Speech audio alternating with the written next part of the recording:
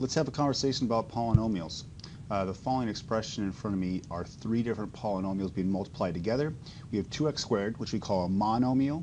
The x plus 5 and the 3x minus 4 are called binomials because those have two terms each.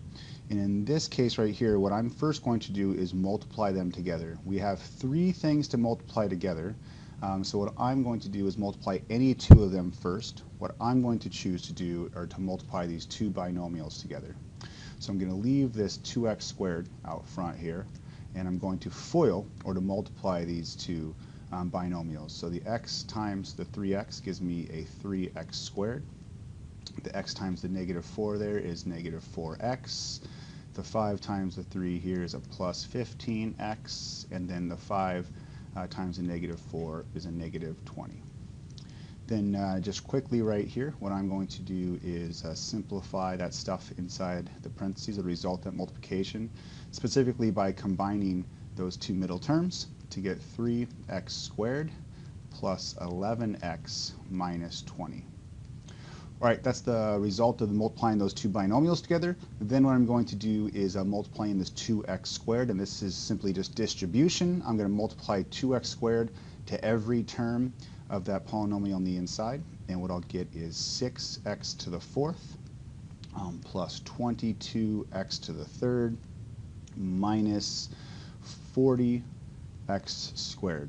Just to review that real fast is what happens is when I multiply this, for instance, to the 3x squared, I multiply the 2 and the 3 together to get the 6, and then I'm multiplying the x squared and the x squareds together. When I multiply those together, I add their exponent. The 2 plus 2 is the 4.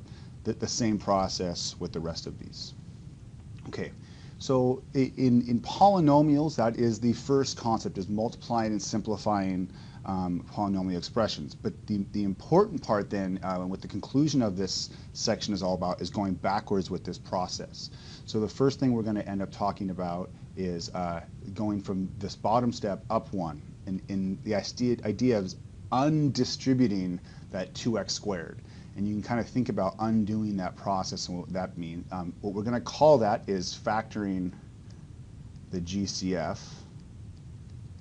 That's this move to go from here, this final expression, to here.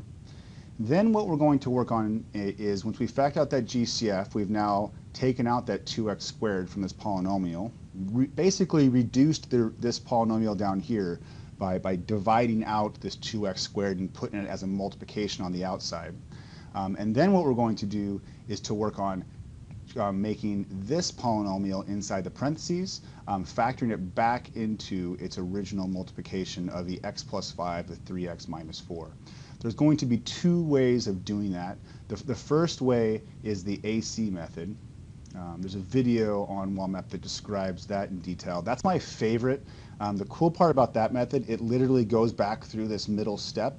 And I'll just give you a sneak peek. What it means is you end up taking this plus 11x, you split it up into this negative 4x plus 15, so you unsimplify it in a way, and then you use factor by grouping to get it to this original method. Another way of just going from this form up to these multiplication of binomials, or factoring this quadratic right here, is called the Guessin Check. Those are the two main methods. So anyways, again, this whole section is first multiplying and simplifying, being able to go down this process. Then the real key to this, and it has purposes in more complex mathematics up through calculus, is can you take an expression like this that was the result of multiplication and unmultiply it, or in other words, we call that factoring.